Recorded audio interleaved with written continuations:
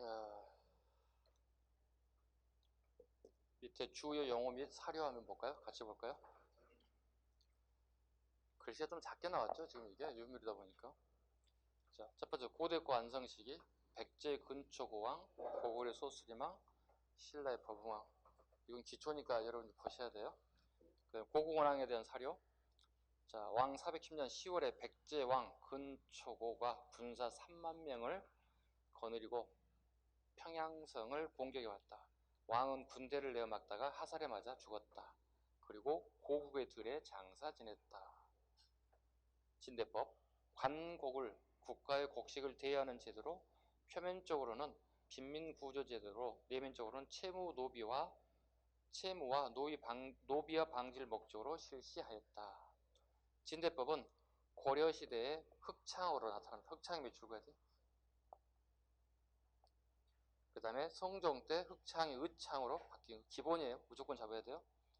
조선시대 가서 다시 한곡과 사창 등으로 해서 한곡이 몇 줄 것이고 사창이 몇 줄 것이고. 우리 경찰 시험에 한번 얘기 나왔죠. 사창제다. 사창제 처음 실시한 왕은 누굴까요?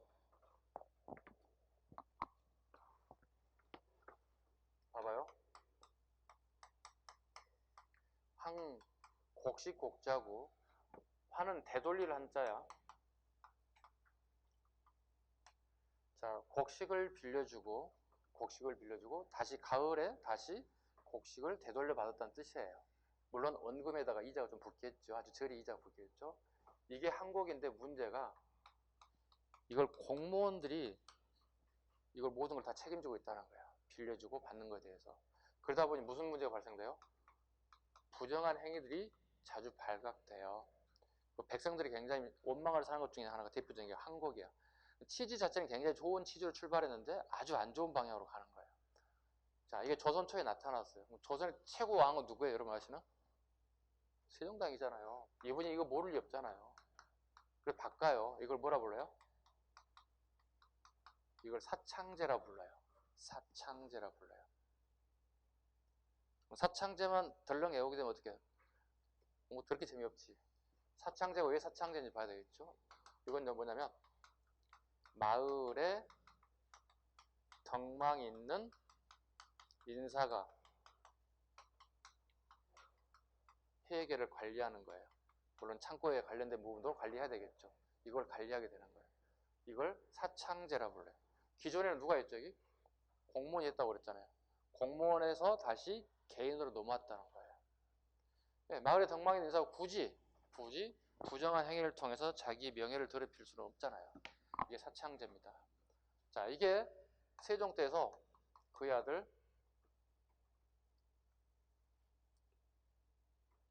아들까지 문종 때까지 이걸 실시를 하게 돼요. 그리고 난 이후에 다시 사창제가 한국으로 다시 되돌아가요.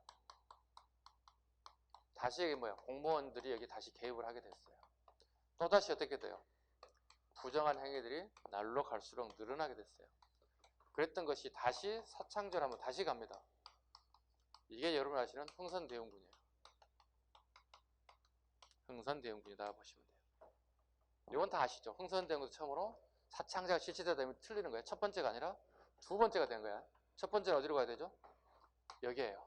네, 이게 첫 번째입니다. 이게 퍼스트입니다. 첫 번째가 세종대왕이고 마지막에 흥선대원군이 두 번째 사창제가 실시됐다 보시면 돼요. 자, 이해 가셨죠? 사창제는 우리 게 아니라 중국에서 들어왔어요. 이것도 알아두셔야 돼. 막연하게 외우지 마시고.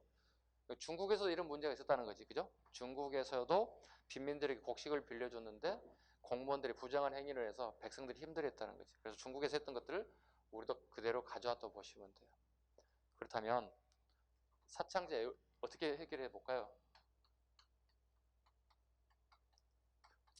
중국의 지방행정제도가 이렇게 되죠. 주, 군, 현 이렇게 되죠. 주군현. 우리가 이것도 받아들이죠. 주군현 우리 그대로 받아들이잖아요. 자, 여러분 마지막 봐봐요. 요건 이제 오늘날의 도정도, 군 단위, 요건 이제 읍 단위, 면 단위 정도 되겠죠. 그 다음 단계는 뭐예요? 우리나라 봐볼까요? 도, 시, 그죠?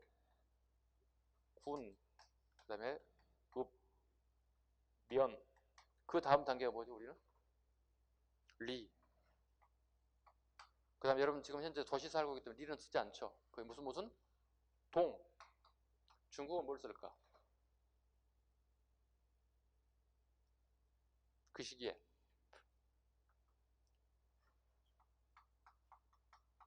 읽어봐요. 사람이 뭐에 산다? 뭐일 사. 제일 마지막 단계 사자가 일이 들어와서 사창제가 돼요. 마을의 마지막 단계 소비자들, 그 소비 계층이 주로 사는 것을 곡식을 빌려주고 세금을 걷는데 문제가 발생하기 때문에 이 마을의 덕망인 인사가 이 창고를 관리하고 회계 관리하게끔 한다. 이게 사창제가 되는 거예요. 사창제를 단순하게 외우시면 안 돼요. 아셨죠? 원리가 저기 있다는 거예요. 네. 행정단위, 중국의 행정단위 편제 마지막에 사에서 나타난 단어다 보시면 되겠습니다. 자, 드디어 이제 다른 순서로 가도록 하겠습니다. 자, 참고로 기본적인 거 한번 하고 갈게요. 기본적인 거, 기초적인 거 한번 하겠습니다. 지금 이 타임에 가장 많이 나오는 게 시기, 시대를 물어보는 게 꽤 많이 나오거든요. 근데 가장 기본적인 게 하나 알고 가야만 여러분 문제가 쉽게 풀릴 수 있어요. 이 시기 가장 많이 나오는 게 4세기, 5세기, 6세기 상황이에요. 4세기, 5세기, 6세기 최고의 전성기 왕을 찾아야 되는 거예요. 이게 4세기는 백제예요. 최고 전성기를 알다시피 여러분들 근초광이에요. 근초광. 근초광은 요소와 요동, 그죠? 요소와 요동, 그 다음에 중국의 산둥반도, 그 다음에 일본의 규슈까지도 교역이 이루어지고 있어요. 굉장히 무역이 활발했음을 알 수 있고요. 땅도 넓혔고요. 엄청나게 많이 넓혔고요. 그 다음에 5세기 최고 누구죠? 고구려죠. 고구려죠? 그 대표적인 왕이 누구예요? 강개토 대왕하고 장수왕이죠.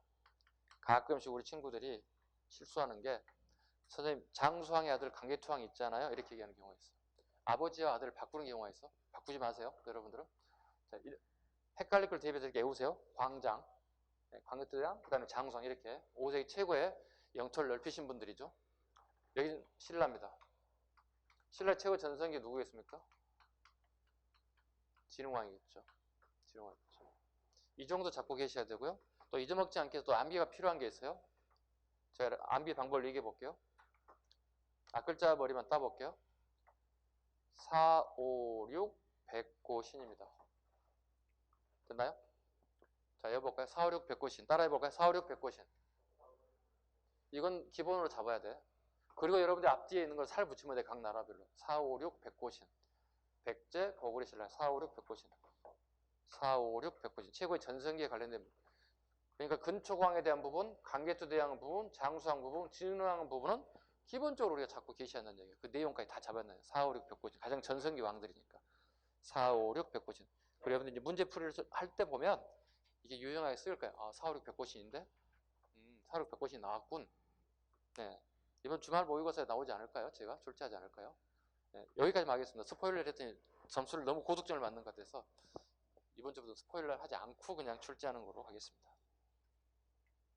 자, 고구려 영토확장 보겠습니다. 고구려 최고 전성기 누구예요 지금?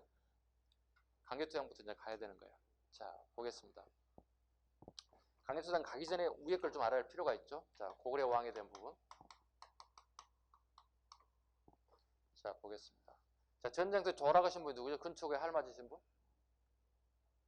원망스럽게 죽으신 분. 고국? 원왕이죠. 예. 누구한테 죽었다고요? 백제?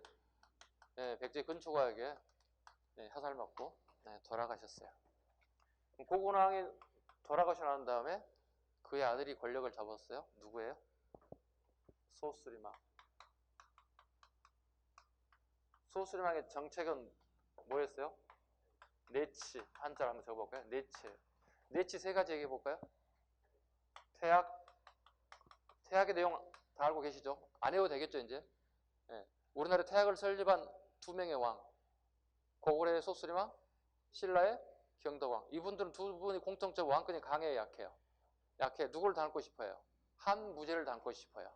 아셨죠? 한무제가 어떻게 최고의 전성기를 이뤘던 왕이거든요. 자기들도 강한 왕권을 가져가고 싶은 거예요. 태약, 그 다음에요? 율령반포. 전쟁에 아픈 상처를 달래는 이거보다 더 좋은 게 없다 그랬죠. 불교. 기본이에요. 기본이에요.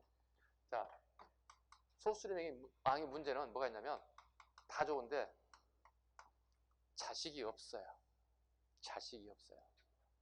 자식이 없으면 어떻게 해야 돼? 부자 상속에서 다시 형제 상속으로 가야 되겠지. 그 동생이 누구겠어요? 우리 책에 안 나올 거예요. 이게 고국 양왕이에요. 안 나옵니다. 안 나와도 적어 놓으세요. 고국 양왕입니다. 고국 양왕은요, 굉장히 어려운 시기를 보내요. 왜냐면 고국 양왕은 애침이 굉장히 많이 겪어요. 애침을 많이 받습니다. 그 다음에 애침도 많아졌고, 그 다음에 귀족들 힘이 파워가 커졌어요. 고구려의 귀족들 힘이 파워가 커졌어요. 고국 양왕은 거의 힘없는 왕이에요. 그냥 힘없는 왕이에요. 그런데 유명한 놈이 하나 태어났습니다. 고국 양왕 밑에는 아주 그 이름도 유명한 이 아들이 하나 태어났습니다. 이름 누군가요? 담덕. 담덕은 자기 아버지의 어려운 상을 다 봤고요. 애침에 시달린 모습을 다 봤어요. 그리고 고국 양왕이 죽었어요. 담덕의 나이가 19세예요. 이 사람이 누가 되는 거예요? 여러분 유명한 강개토 대왕이에요. 강개토 대왕이 본명도 알아두셔야 됩니다. 담덕. 담덕. 성은 고시겠죠. 네, 담덕입니다. 자, 잘못 책을 보게 되면 강개토 대왕은 소수림 왕 아들 아니야? 이렇게 될 수도 있어요. 그거 아니에요. 순서 잘 잡아. 그래서 고국 양왕을 적어주는 이유가 여기 있어요. 그렇다면 강개토 대왕은 봐보시죠. 자, 고국 양왕은 아버지가 되는 거고, 소수림 왕은요, 큰 아버지 숙부님이시는 거고, 그 다음에 고국 원왕은요, 할아버지인 조부님이 되겠지. 족보가 좀 계산됐죠? 이렇게 하게 된 이유가 있어요. 왜냐면 강개토 대왕이 19살에 왕이 됐잖아요. 그죠? 한번 생각해봐. 내가 19살 때 뭘 했는가? 고3이잖아요, 지금. 우리나라로 치면. 고3 때 공부 빡세겠지 뭐 할 게 있나요? 뭐 이거밖에 없죠? 자, 강개토 대왕 그러면 19살에 왕이 되고 나면 제일 먼저 뭘까요? 제일 위에 고국 원왕 자기 할아버지가 누구한테 죽었어요? 백제 근초가 죽었지. 그럼 가만히 둬야 돼? 복수해야 돼? 복수해야지. 복수 나서는 거야. 복수 뭘까요? 첫 번째 어디를 가겠습니까? 백제를 공격해요. 어디를 차지하게 돼요? 한강을 차지하게 돼요. 자, 첫 번째 강개토 대왕부터 이제 유인물을 보면서 수업을 같이 해보도록 하겠습니다. 첫 번째 보겠습니다. 남쪽으로 백제 이래성을 공격하였다. 그리고 임진강뿐만 아니라 한강까지도 진출하게 되었다. 이유를 아까 설명드렸죠? 이유는 뭐라고요? 자기 할아버지 원수를 갚아야 할 필요가 있다. 할아버지 이름은요? 고국 원왕이었다. 두 번째 질문. 서쪽으로 선비족의 후연을 격파하여 요동 지역을 확보했고, 후연의 밑줄 그으시고 요동 지역까지 넘어갔고, 그 다음에 북쪽으로는 숙신, 여진이죠. 그 다음에 거란을 정복했다. 숙신과 거란까지 정복했다. 북중국의 강자였던 북이 정보를 준비하던 중에 갑자기 사망했다. 자, 지도를 한 짝 그려보겠습니다. 자, 보겠습니다. 자, 상황은 5세기 상황입니다. 5세기 상황입니다. 여기 다 정벌했죠? 그죠? 네, 다 정벌했어요. 그리고 여기가 북이라고 하는 나라가 있고, 그리고 여기가 송이라고 하는 나라가 있다고요. 이때 고구려의 강개토 대왕이 여기 있습니다. 강개토 대왕은요, 북위를 공격하기에 준비하고 있었어요. 엄청난 군량미라든가 군수물자들이 비축되고요. 그 다음에 군사들의 훈련이 엄청나게 진행되고 있어요. 갑작스럽게 북위 공격 준비하는 와중에 강개토 대왕이 갑작스럽게 사망하게 됐습니다. 북위가 어딘 줄 알아야 되겠죠? 부기가 여기 있습니다. 자, 그렇다면 그의 아들 누가 되는 거죠? 장수왕이 되겠죠. 장수왕입니다. 장수왕은 자기 아버지의 정책을 이어받아야 되겠죠. 당연히, 그죠? 이어받았습니다. 그런데 장수왕은 이어받긴 받는데 직접적인 전쟁을 약간 피합니다. 그 피하는 정책은 이렇습니다. 사망을 하고 난 이후에 장수왕은 아버지 정책을 약간 수습시킵니다. 왜? 군사들 훈련과 백성들이 굉장히 피로도가 쌓여 있어요. 우리 역사 공부를 하다 보면 선대왕의 정책을 그대로 물려받는 경우도 있지만 잠깐 반대로 가는 경우도 있어요. 일단 수습시킵니다. 전쟁을 수습시켜요. 또 다른 작전 계획을 세우게 되는데, 자, 장수왕의 작전 계획을 한번 보도록 하겠습니다. 다시 지도를 그리겠습니다. 북이, 송. 이게 뭐예요? 이진 남북조식, 이게 남북조 얘기하는 거예요? 이게 북조고 이게 남조예요. 그죠? 자, 볼까요? 장수왕 보겠습니다. 장수왕 시기의 수도는요? 국내성입니다. 아버지는 북위를 공격을 해서 사망했죠. 자, 장수왕은요, 봐보세요. 송나라에게 군수 물자를 지원해요. 그 중에 가장 중요한 게 뭐냐면 말이에요. 말을 지원해 주는 거예요. 그런데 봐보세요. 여기에 우리 고구려의 가장 유명한 항구가 여기 압록강이에요. 압록강에 박작구라고 하는 항구가 있어요. 여기에 배를 띄워서 군수물자와 말을 수출해야 돼요.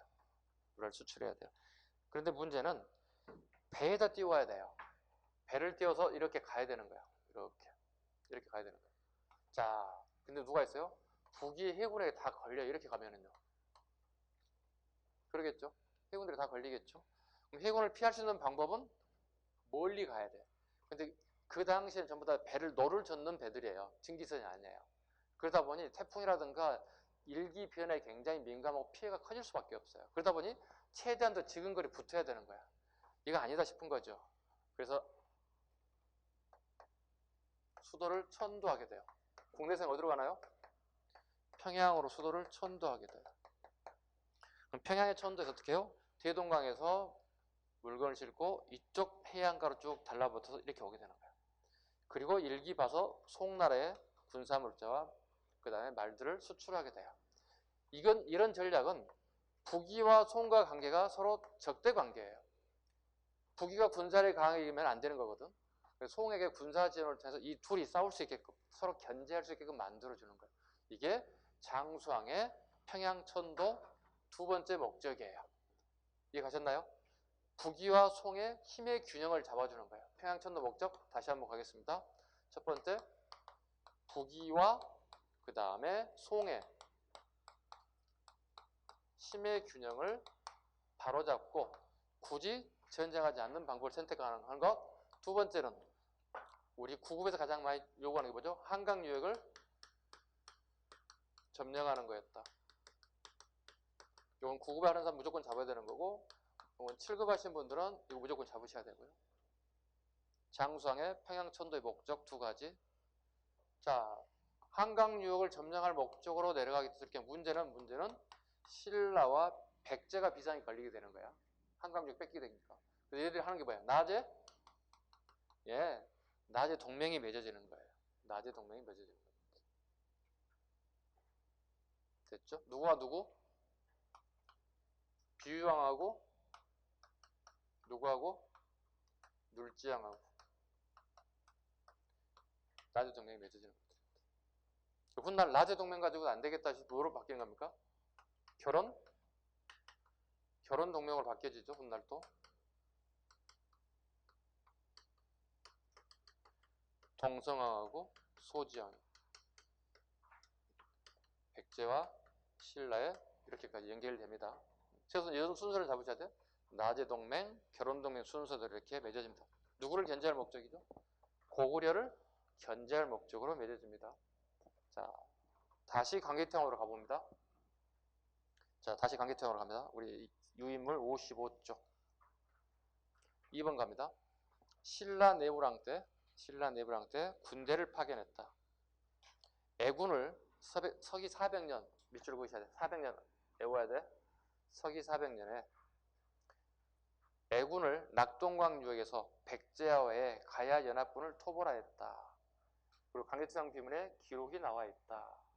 자, 다시 보겠습니다. 지도를 하나 더 그릴게요.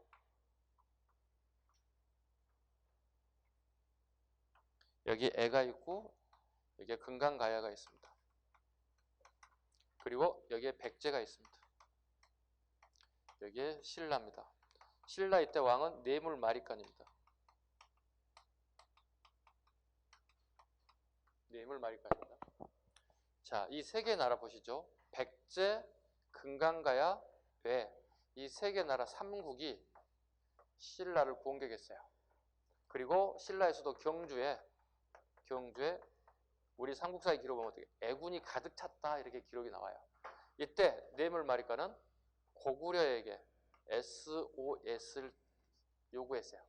군사적 지원을 요청했어요. 이때 왕이 누구예요? 여러분 잘 아시는? 강개토 대왕이에요. 강개토 대왕이 기병 5만 명을 데리고 나옵니다. 기병 포함한 5만 명이 기병 보병 포함한 5만 명이 남하하게 됩니다. 이쪽 동해안 루트를 통해서 쭉 내려와요. 이때 애구를 쫓아요. 그리고 금강가야까지 내려와요. 금강가야는 어디에 있어요? 오늘날에? 부산 옆에 경상남도 김해에 있어요. 김해까지 내려와요. 김해마저 정리해버려요. 이 결과 금강가야는 세력이 확 떨어지게 돼요. 그리고 앞으로 그 가야는 대가야로 세력이 재편된다 이런 표현을 써요. 대가야로 세력이 재편된다. 요 시기 이게 이제 강개토 대왕하고 그 다음에 뇌물왕에 관련된 요거 이제 이해 가시죠. 그런데 시험 요소는 최근 작년 재작년 시험 트렌드는 이게 나왔어요. 자, 강개토 대왕의 도움으로 애구를 몰아내고 신라를 안정화시켰어요. 그리고 난 다음에 문제가 뭐가 되냐면 강개토 대왕의 고구려 군이 경주 외곽에 주둔해요. 경주 외곽에 고구려 군이 주둔하게 돼요. 즉 안전을 지켜준다는 명목이긴 한데 문제가 그 이상으로 커졌어요. 여기에는 정치적인 내용까지 포함되어 있어요. 여기에는 신라를 지켜준다는 목적으로 가긴 했는데 정치적 목적이 뭘까 한번 살펴볼까요? 고구려 애들 입장에서 신라를 통제하고 싶은 거예요. 자기들 손 안에 두고 싶은 거예요. 그러다 보니 그 신라 왕들이 계속 강개토 대왕 즉 고구려 정권에 대해서 약간 반발하는 게 발생할 수 있어요. 그러다 보면 그 왕의 잦은 교체가 이루어져요. 왕의 잦은 교체가 빈번하게 이루어졌다. 이게 작년 재작년 계속 나왔던 문제다 보시면 돼요. 이게 그 추후의 내용을 물어보는 거죠. 강개토 대왕이 내려왔는 내용을. 그리고 이제 지금까지 가장 많이 나오는 게 이제 뭐냐면 그 강개토 대왕에 대한 호우명 그릇이죠. 유미로 나와 있죠. 호우명 그릇이 신라의 왕릉급 무덤에서 발견된 거예요. 그 결과 이렇게 표현을 하죠. 고구려의 이력이 신라 왕릉인 지하에까지 미쳤음을 우리가 엿볼 수 있다. 지금까지 가장 많이 나왔던 게 이거예요, 실은.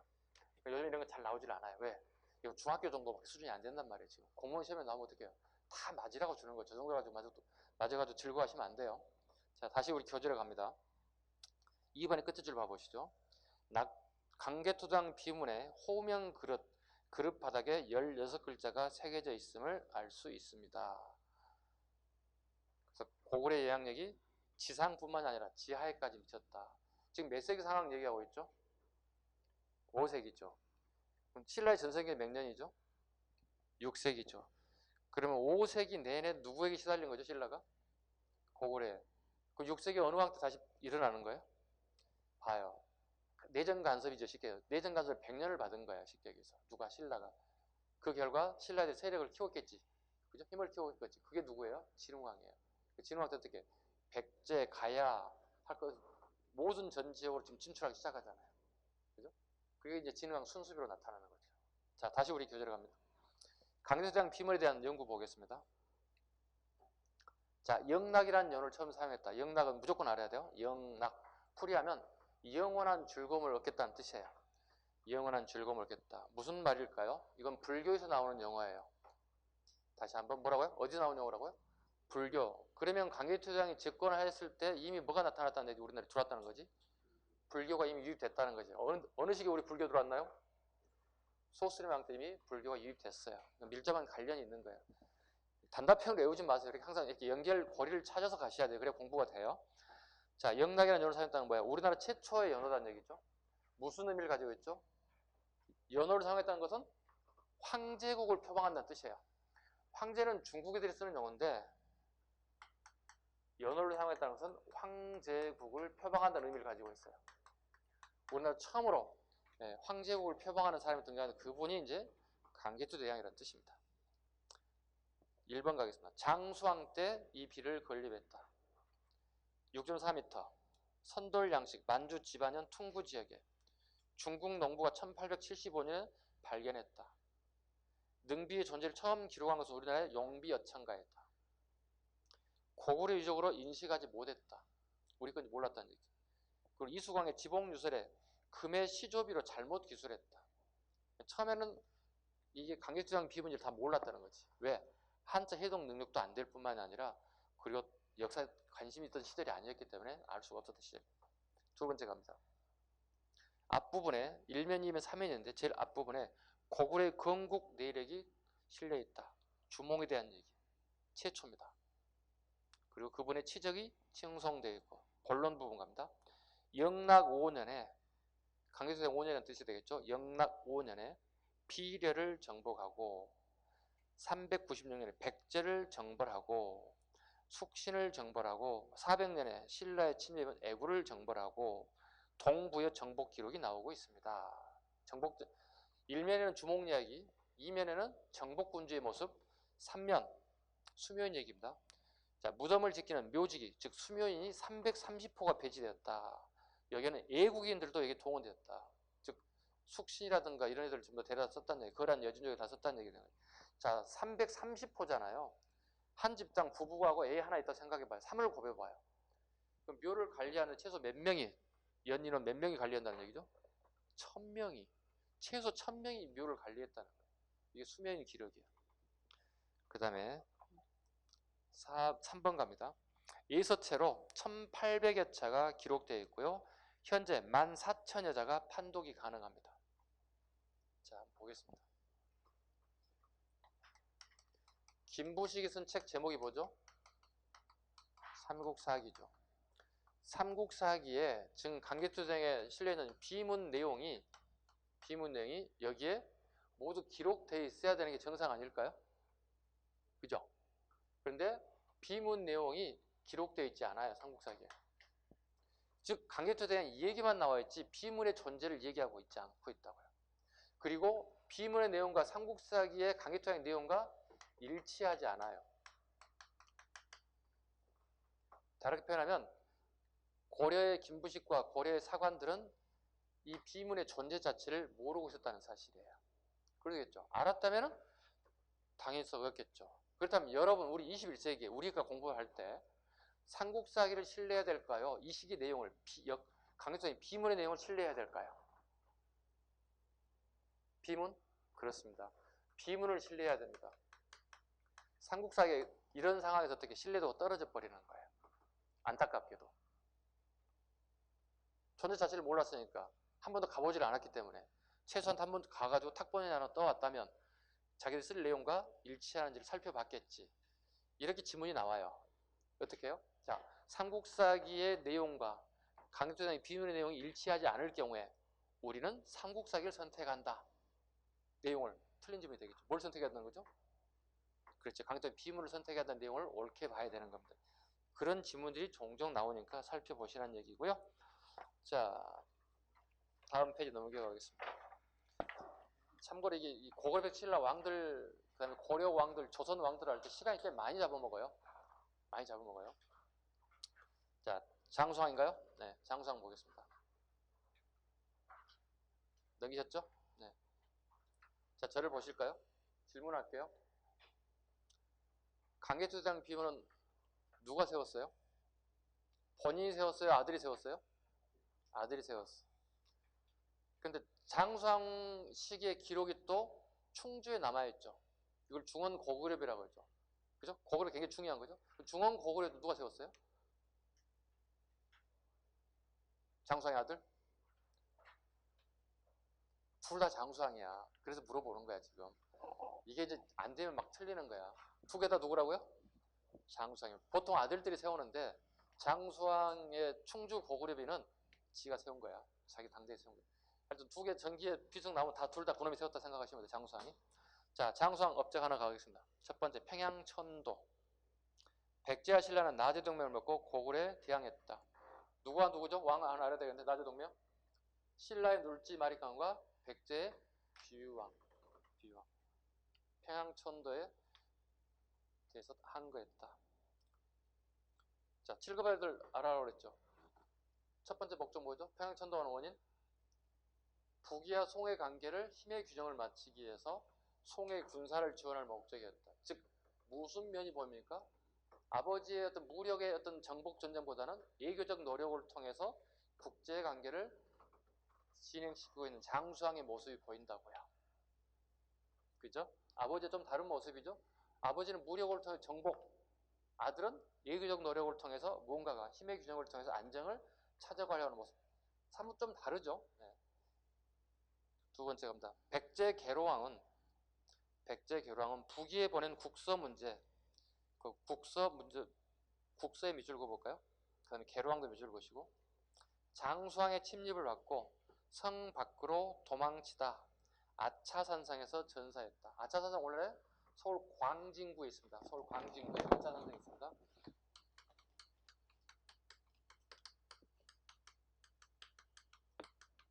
원래는 계로왕이 몽천토성에 있었어요. 몽천토성 저기 공격해서 아차산성으로 도망갔어요. 그리고 여기 아차하는 순간에 목이 날아갔어요. 얼마나 괴로웠겠어요. 그 왕이 계로왕입니다. 괴롭게 죽었겠죠.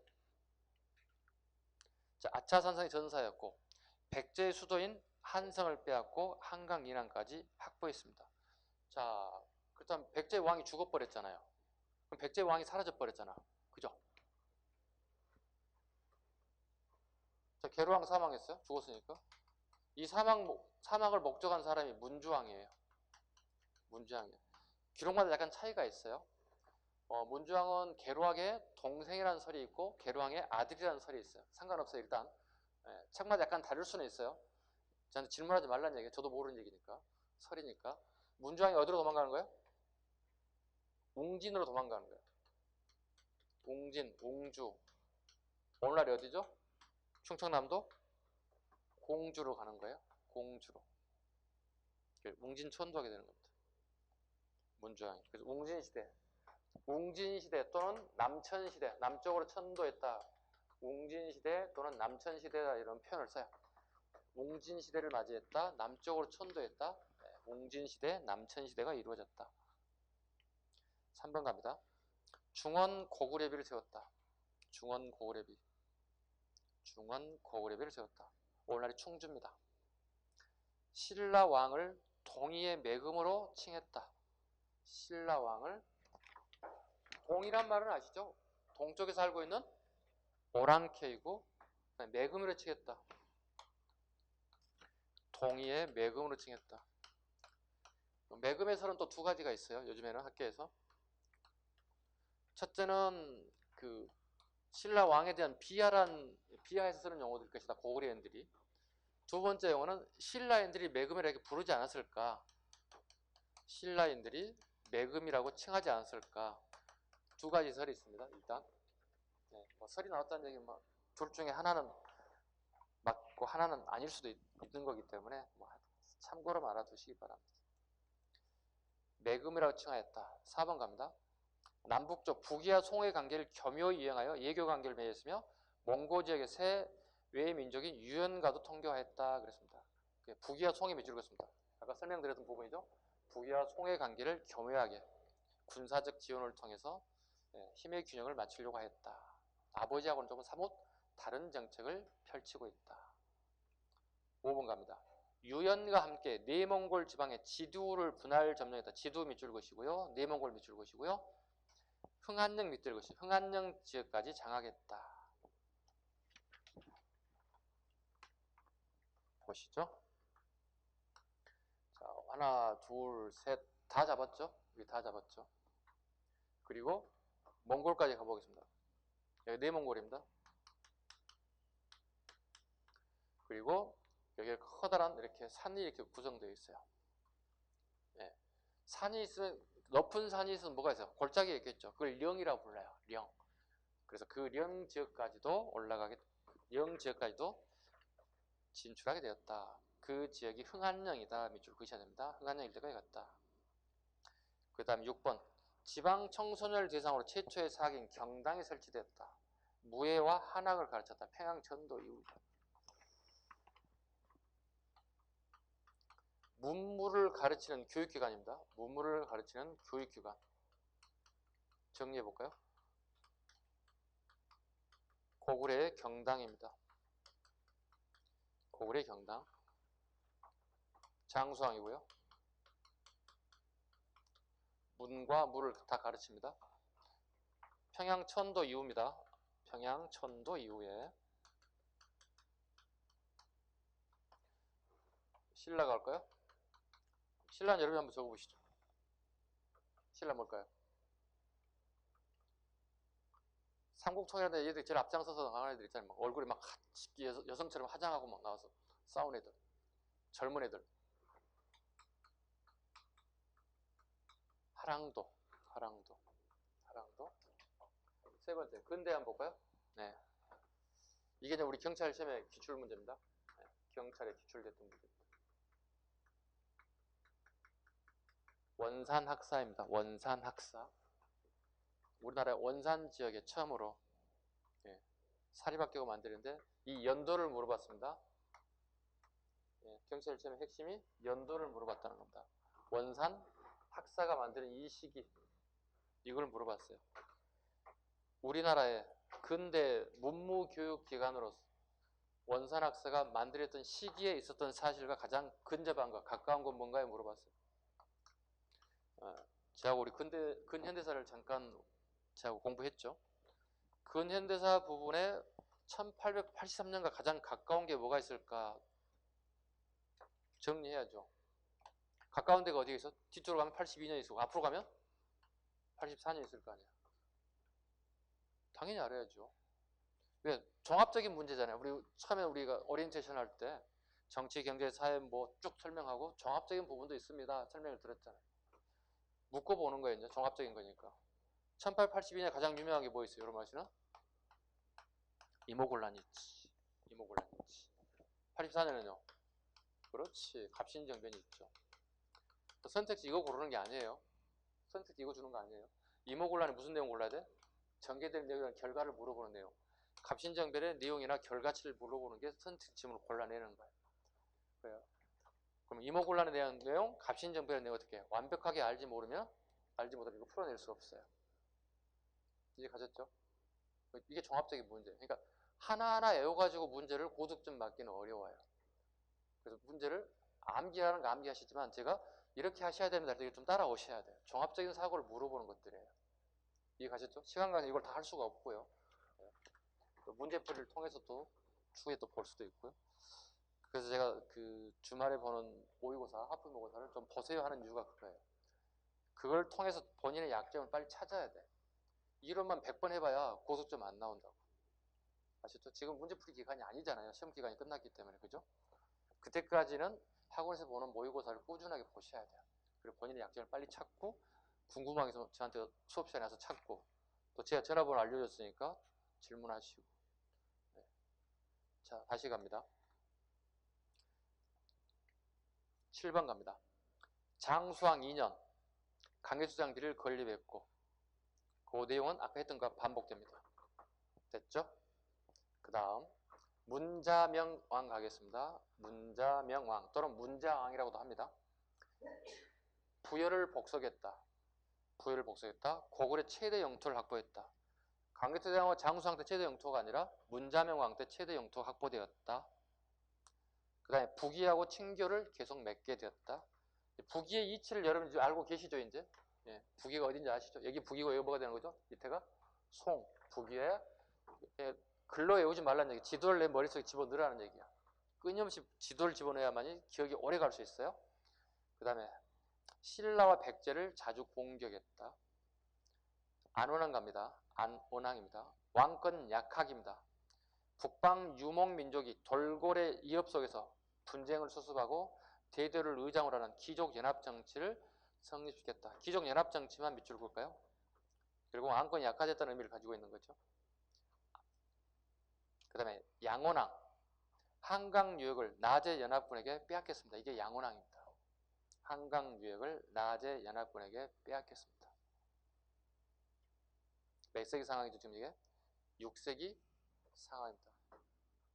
그럼 백제는 누구예요? 빼앗은 왕은 누구예요? 백제 왕은 누구냐고. 자, 고구려 왕은 지금 양원왕이라고 그랬잖아요. 자, 6세기 최고 전성기는 어느 시대죠? 신라. 무슨 왕이죠? 신라 진흥왕 적어야 되겠지. 신라 진흥왕하고 백제 누구하고 연합작전을 펼쳐요? 성왕. 백제 성왕하고 신라의 진흥왕이 연합작전을 통해서 한강유역을 빼앗습니다. 그리고 누가 배신을 해요? 진흥왕이 배신을 하죠. 배신해서 누구를 죽여요? 성왕을 죽이지. 그리고 향후에 성왕 이후에 백제와 신라는 어떻게 해요? 백제가 멸망하는 날까지 어떻게 해요? 전쟁해. 아셨죠? 네, 요 얘기입니다. 그 다음에 영양왕 보겠습니다. 영양왕 보겠습니다. 한강 유역을 공격하였다. 왜? 빼앗겼잖아. 위에 양원왕도 빼앗겼잖아. 다시 찾아야 할 거 아니에요. 자, 한강 유역을 공격했다. 자, 원달 장군이 출전했으나 여러분이 알고 있는 그 원달 장군입니다. 바보 원달입니다. 예, 바보 원달 장군이 전쟁에 나갔지만 실패했다. 어디에서? 아차산성에서 전사했다. 아차산성가 죽는 사람이 많네요. 계루왕도 죽고 그 다음에 원달도 죽고요. 네, 원달도 죽고. 근데 우리 기록을 보면 원달 장군은 바보는 아니에요. 네, 우리 어렸을 때 바보 원달 얘기 많이 들으셨죠? 네, 원달이 바보라면 바보가 장군의 반열에 올라갈 수가 없어요. 네, 아마 스토리를 잘 만들기, 재미삼아 만들기 했던 것들이 아닐까 생각을 해봅니다. 그 다음에요, 두 번째, 돌골과 교류하면서 말갈 기병 1만 명을 보낸 요소지방을 성공으로 수나라 전쟁 별표하시고요. 별표하시고요. 아주 잘 나옵니다. 잘 나옵니다. 자, 보시죠. 우리 중국 공부할 때 이런 게 했죠. 위진. 여기 남조, 여기를 북조. 이걸 이진남북조라고 얘기했죠? 이진남북조. 요 시기가 끝나죠. 그죠? 요 시기 끝나고 누가 통일합니까? 수나라가 통일한다고. 수나라가 통일하자 우리 이제 고구려 입장에 비상이 걸리는 거죠. 이런 나라들이 많이 있을 때 문제가 안 되는 거거든요. 서로 지네끼리 싸우니까. 근데 중국이 하나로 통일되면 얘네들은 분명히 우리 고구려를 노릴 거거든. 고구려 노린 게 수나라는 항상 이걸 이렇게 얘기해요. 요동 땅을 차지하겠다 이렇게 얘기해요. 그게 이제 완전한 통일이라는 얘기예요. 요동 우리 땅이거든요. 요동은 여기예요. 여기. 요동까지 먹겠다는 거예요. 고구려 땅이 요동을 차지하고 이걸 먹겠다는 거거든요. 자, 이때 우리 고구려의 영양왕께서 선제 공격을 때렸다고요. 이러자 얘네들이 몇 차례 공격이 옵니까? 수나라가 총 4번의 공격이 들어. 1차, 2차, 3차, 4차의 공격을 우리나라에 감행을 하게 됩니다. 4차례. 우리 시험에 나오는 거 몇 차만 나올까요? 2차만 나오게 됩니다. 시험에. 수문제와 수양제가 113만 대군을 끌고 옵니다. 우리나라에. 우리 1940년대 2차 세계대전 이전까지 처음으로 100만 대군을 동원한 기록은 여기가 최초예요. 기원 이후에, 쉽게 얘기해서 우리 기원 이후에 100만 군대를 끌고 오는 건 이게 처음이란 거예요. 우리 고구려 먹겠다고. 자, 113만인데 여기에 노역 부대가 와요. 군수물자 가져온 애들, 뭐한 애들 다 이게 200만이에요. 도합 합치면 몇 만이죠? 300만이 넘어요. 도합. 300만이 넘어요. 그리고 얘들이 평양을 점령해요. 평양까지 점령당해. 우회합니다. 왜요? 이때 수나라 애들이 우리 성을 뚫지를 못해요. 성이 굉장히 견고하게 만들어졌어요. 그래서 성을 뚫지 못하고 우회해서 바로 평양, 우리 수도인 평양까지 진출하게 돼요. 이때 우리 평양이 뚫려요. 우리는 어떻게 할까요? 평양을 비워버려. 아도 사람 죽일 사람도 없고 먹을 것도 없어. 싹 비워버려. 그 얘들 어떻게 장기간 여행해 왔죠. 어떻게 식량이 일주일치 분량 정도 자기 등짐에 지고 오는 거예요. 근데 우리 작전 뭐죠? 청야 전투죠. 들판을 깨끗하게 치워버려. 돼지 새끼 한 마리, 개미 새끼 한 마리 없이 먹을 게 없이 싹 치워버리는 거예요. 배 쫄쫄 굶어야 돼. 야, 안 되겠다. 다시 돌아가야 되겠다. 돌아가야 될 거 아니에요. 그죠? 그래서 30만의 특공대가 다시 평양에 빠져나가야 돼. 당연히 우리나라 산성 위에 올라가서 장기전을 하고 있을 거라 생각을 하고 있지. 다 올라갔고요. 근데 누가요? 을지문덕이요. 산에 있는 게 아니라 평지에 딱 버티고 있는 거야. 그 애들 얼마나 놀랬겠어. 안전한 길이라고 기갓길이라고 가고 있는 갑작스럽게 웬 산적 같은 애들이 빡 하고 나타나서 지네들 입장에 봤을 때 이게 을지문덕이에요.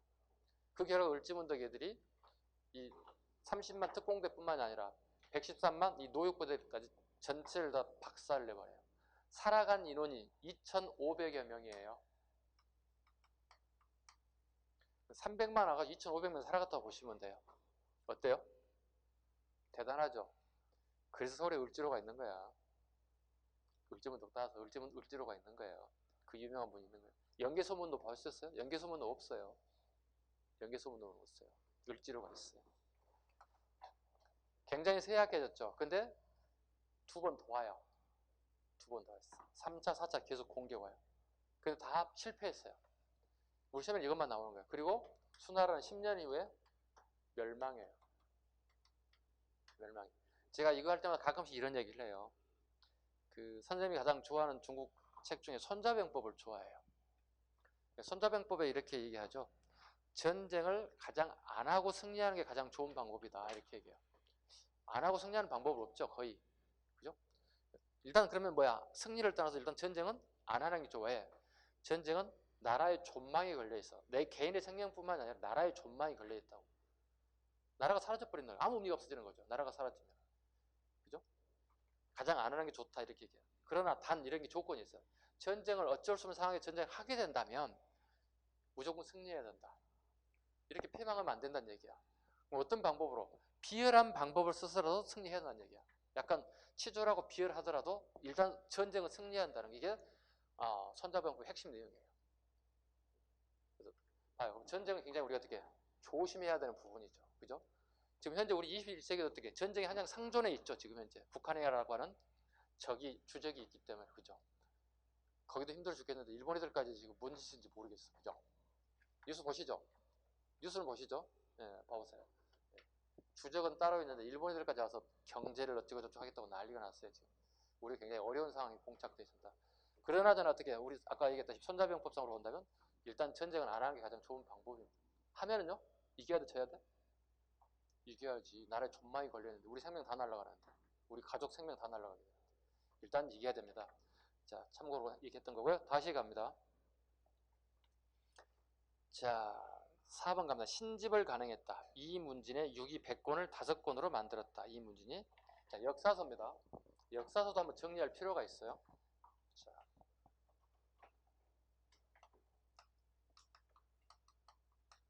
역사서 보겠습니다. 고구려도 있고 그 다음에 백제도 있고 그 다음에 신라도 있어요. 공통점이 뭐냐면 역사서를 편찬하는 시기 그 나라가 굉장히 부강할 때 먹고 살만할 때 책이 쓰여져요. 책이 쓰여져요. 그러고 보니 선생님 제가 지금 역사 공부를 하고 있는데 저희 집이 먹고 살만한 시기인가 봐요? 그렇죠.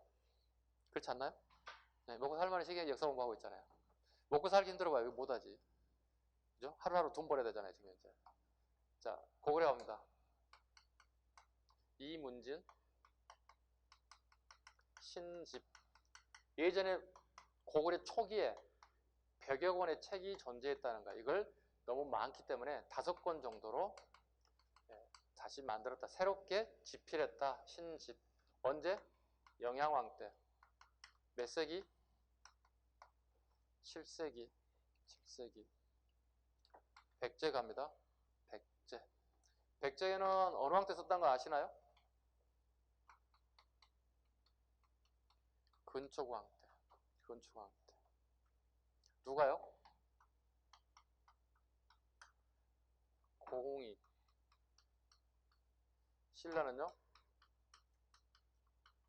거칠부가 국사를. 언제? 진흥왕 때. 요 몇 세기죠? 최고 전성기니까. 여기는 6세기. 순서도 물어볼 수 있어요. 가장 빨리 역사서에 쓰여진 것은 백제, 신라, 고구려. 1번, 2번, 3번. 순서도 물어볼 수도 있어요. 그 다음에 책 제목을 던져줄 수 있어요. 고흥이 쓴 서기가 편찬되었던 시기의 사실로 옳은 것. 여기 물어볼 수 있겠지. 누구 물어보는 거야? 근초고. 또 거칠부가 쓴 국사가 편찬되었던 시기의 사실로 옳은 것, 옳지 않은 것. 기본으로 잡아야 되겠죠. 네. 또 순서를 물어볼 수 있겠죠. 말장난할 수 있겠죠. 선택지 지문에. 역사서가 가장 빨리 만들어진 순서는 고구려, 백제, 신라 순서이다. 이렇게 얘기할 수도 있겠죠. 말장난할 수도 있겠죠. 하나, 둘, 셋 낮게 잡아야 되고 순서도 같이 잡아야 되고 최소한도 4개 종류는 다 잡으셔야 되겠죠. 이건 자주 읽고 써보는 방법밖에 없습니다. 다시 교재 유의미를 갑니다. 5번 담징 일본으로 보내어 종이와 먹을 전하였다. 금당 벽가도 않겠다. 종이와 먹을 또 한자로 쓰는 경우가 있어요. 지묵이라고 적으시면 돼요. 같은 말로 종이와 먹을 지묵을 전파했다. 종이지자고 먹묵자입니다. 종이와 먹을 담징에 의해서. 근데 가끔 이 담징을 고구려 사람 지금 하고 있는데 갑자기 백제로 바꿀 수 있어요. 앞에 지문에 백제 담징은 이렇게 가는 경우가 있어요. 고구려라는 사람 꼭 유념해 주셔야 돼요. 사람의 나라 이름을 국적을 바꾸는 경우 가끔씩 있기 때문에 국적도 정확하게 잡아주셔야 돼요. 영유왕 갑니다. 영유왕. 친당 정책이다. 당나라와 친하게 지내야 되겠다. 자, 그 수나라가 우리 1차, 2차, 3차, 4차 진행을 하는데 몇 년 후에 멸망했다고요? 10년 뒤에. 그리고 거기를 당나라가 다시 권력을 차지했어요. 자, 당이 새로 세워졌기 때문에 영유왕 때는 친당 정책을 펼쳤다. 그리고 처음으로 우리나라에 도교가 전래됐다. 도교의 미치를 읽었습니다. 도교가 전래됐다. 자, 그런데 반당 정책을 추진한 인사가 있는데 이게 연개소문이에요. 연개소문 미치가 되겠죠. 자, 천리장성을 축조했다. 연개소문이 천리장성을 축조했다.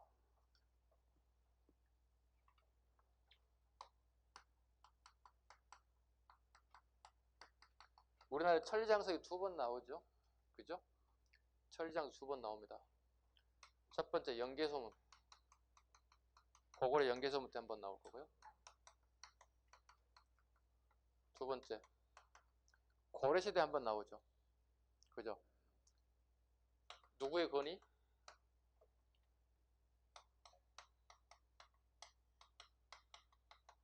강감찬의 건의죠.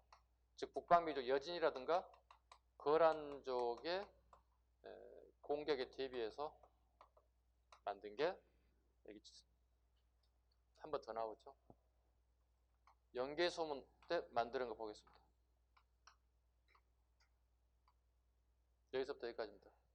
부여성에서 비사성까지입니다.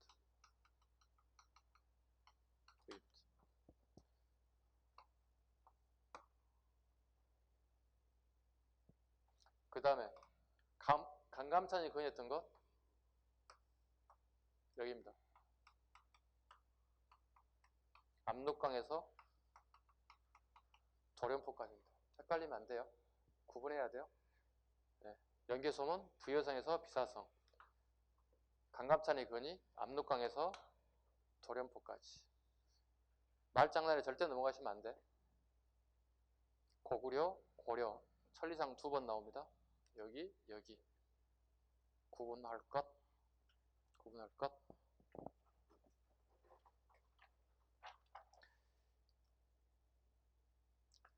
자, 천리장성을 축조하여 당의 침입을 대비 영계소문이 무력 정변을 일으켰다. 자, 영유왕을 죽여서 영유왕을 토막을 내서 개울가에다 집어 던졌어요. 그 장례도 치르지 못했어요. 이게 영계소문이에요. 그리고 영계소문은 영유왕을 죽이고 그의 조카인 어린 보장왕을 앙에 앉혔어요. 그래서 마지막이 보장왕이 돼요. 지금 현재. 영유왕의 조카입니다. 영유왕의 조카를 왕에 앉혔다. 보장왕은 어떻게 될까요? 이제 큰 힘을 쓸 수가 없겠죠. 그죠? 영계소문의 모든 권한을 다 넘어갔기 때문에. 자, 그 대표적인 게 안시성 전투입니다. 안시성 전투. 작년에 우리 뭐 영화 조인성이 주연을 했던 영화 보신 분 계시죠? 보신 분 한번 손 들어봐. 네, 이분들하고만 얘기해야 되겠는데? 네, 재밌었죠? 재미없어요? 킬링 타임을 죽이지 않았어요? 그죠? 네, 킬링 타임을 죽이던데? 처음부터 시작해서 끝까지 그냥 죽이던데?